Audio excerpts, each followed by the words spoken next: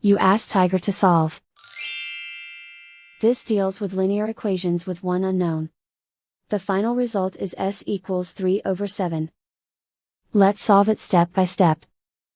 Group all constants on the right side of the equation. Add 1/7 to both sides. Combine the fractions.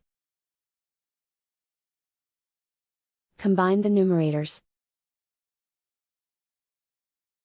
Reduce the zero numerator. Simplify the arithmetic. Combine the fractions. Combine the numerators. And so the final result is s equals 3/7.